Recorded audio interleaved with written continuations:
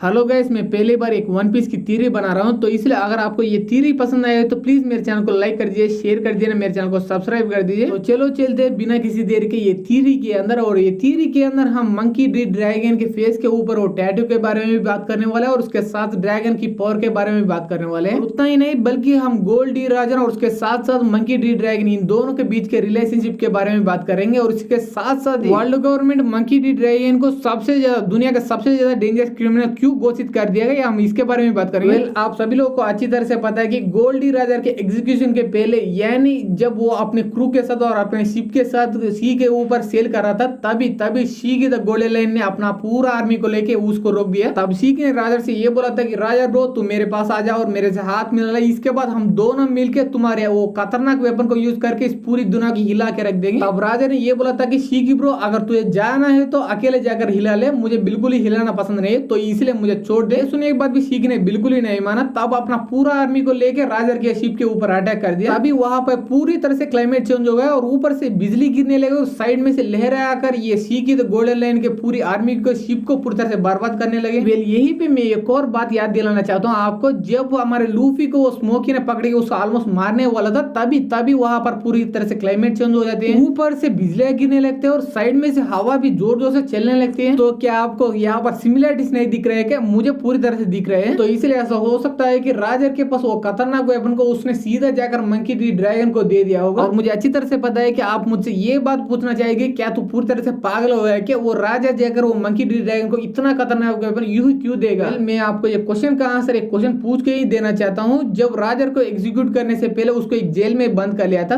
तब उसने अपने जेल कमरे के पास किसको बुलाया था और अपने बेटे के बारे में इतना बड़ा सीक्रेट किसको बताया था? उतना ही नहीं बल्कि अपने बेटे को देखभाल करने का जिम्मेदारी भी किसको सौंपा था? और वो बंदा और कोई नहीं बल्कि हमारा मंकी डी ड्रैगन का फादर यानी मंकी डी गार्प है। इसका मतलब गोल्डी राजर को मंकी डी गार्प के ऊपर इतना ज्यादा भरोसा है, इसीलिए उसने अपने बेटे के संभालने की जिम्मेदारी उसको ही दिया। और यहाँ पर मुझे भी अच्छी तरह से पता है कि राजर गार्प के ऊपर भरोसा करता है, इसका मतलब ये नहीं कि वो उसका बेटा यानी ड्रैगन के ऊपर भी इतना भरोसा करता है। और यहाँ पर आप ही एक बार सोच लीजिए, जैसे ही इवांका को लूफी के फादर के बारे में पता चला, वैसे ही उसने पूरा कोशिश किया लूफी की मदद करने में, उस जेल के अंदर ही नहीं बल्कि मेरिन फोर्ट के यहाँ पर आकर वहां पर ही उसको पूरा मदद किया। इसका मतलब ये है कि अगर तुम कोई बंदे का फ्रेंड हो तो उसके बेटे के ऊपर भी ऑटोमेटिकली थोड़ा बहुत सॉफ्ट कॉर्नर तुम्हारे मन में आ जाएगा। तो इसलिए ऐसा हो सकता है कि गार्ड वैली के अंदर गार्प के साथ उसका बेटा ड्रैगन भी आ चुका होगा, तभी राजर के बीच और ड्रैगन के बीच गहरी दोस्ती बन चुकी होगी। और उसके बाद जैसे ही राजर ने वो लाफ्टेल से रिटर्न कर चुका होगा,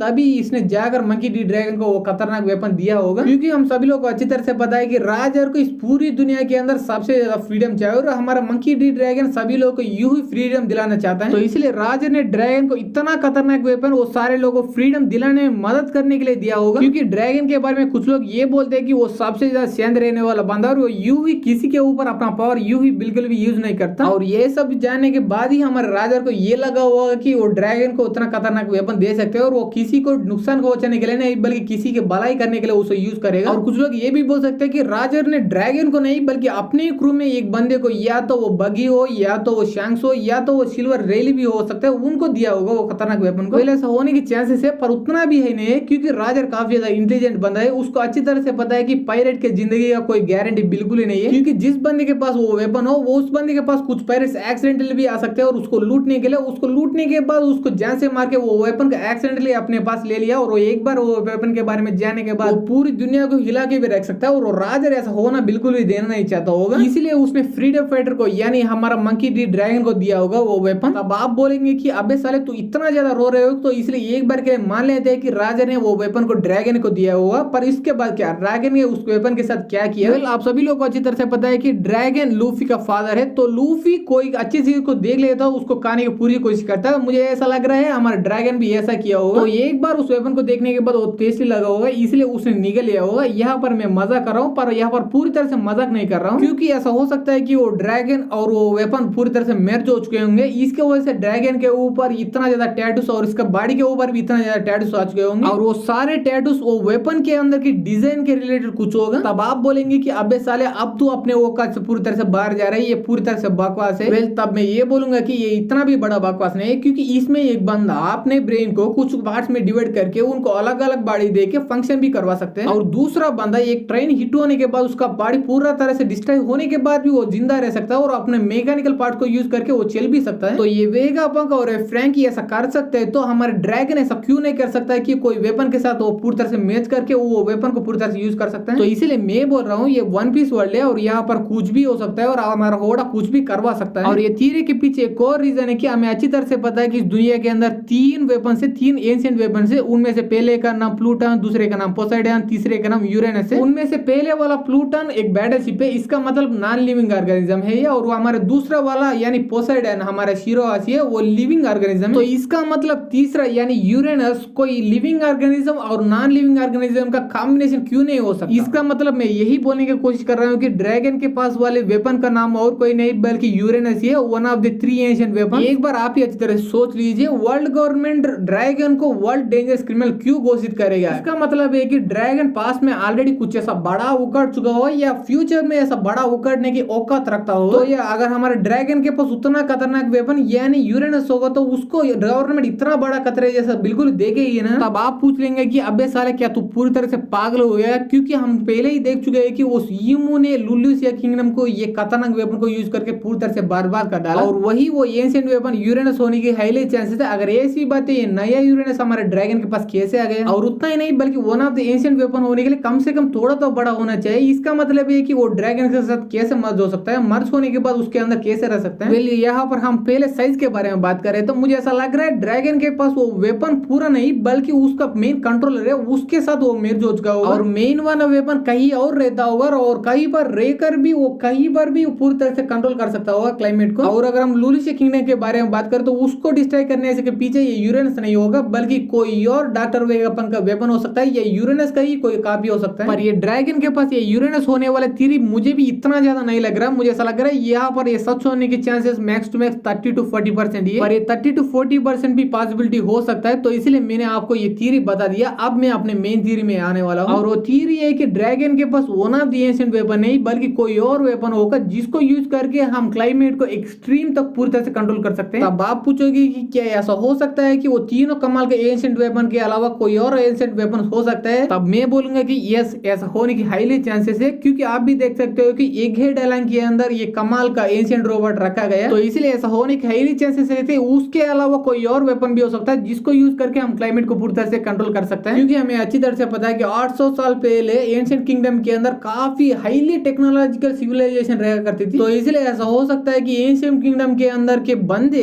क्लाइमेट को कंट्रोल करना चाहे होगा और इसीलिए इसने ये वेपन को पूरी तरह से बनाया होगा। उसके बाद वो कमाल का वेपन हमारे लूफी के प्रेडिसेसर यानी जायबाई के हाथ में लग चुका होगा और वो सीधा जाकर राफ्टेल के अंदर उस वेपन को लाकर रख दिया होगा, और तब से लेकर हमारा राज और वो सारे पोनेग्लिफ को कलेक्ट करके वहां पर जाने तक वो वेपन वहीं पर रख चुका होगा, और वहां पर जाने के बाद हमारा राजा वो वेपन को उठा लिया होगा और अपने शिप और जैक्सन में रख लिया होगा, और उसके बाद उसी वेपन को थोड़ा पावर को यूज करके शीकी के अगेंस्ट फाइट में वहां पर के क्लाइमेट को पूरी तरह से कंट्रोल करके वो शीकी को हराया होगा। तब राजा को पता चल चुका कि उस वेपन को यूज करके कितना बड़ा बर्बादी कर सकते हो। तब से उसने ये सोचा हो कि मैं ये वेपन को यूं ही किसी को नहीं दे सकता वरना ये पूरी दुनिया ही मुसीबत में पड़ सकती है। उसके बाद काफी कुछ सोचने के बाद हमारे सैनसोबा वाला ड्रैगन को वो वेपन देने के लिए पूरी तरह से डिसीजन लिया होगा, और उसके बाद क्या हुआ हमें अच्छी तरह से पता है कि राजा ने जैसा सोचा था हमारे ड्रैगन ने वैसा ही किया, क्योंकि उसके बाद उसने जलता हुआ गोवा किंगडम पूरी तरह से बचा लिया, उसके बाद अपना मरते हुआ बेड को भी बचा लिया, और उतना ही नहीं बल्कि पूरी दुनिया को भी बचाने के लिए और गवर्नमेंट को पूरी तरह से बर्बाद करने के लिए उसने ऑलरेडी वार का भी ऐलान कर लिया। तो यही भाई आज के लिए मेरे ये वन पीस के बारे में ये थ्योरी। अगर आप लोगों को ये थ्योरी पसंद आई तो ये वीडियो को लाइक कर दिए और शेयर कर दिया, मेरे चैनल को सब्सक्राइब कर दिया, and thanks for watching guys.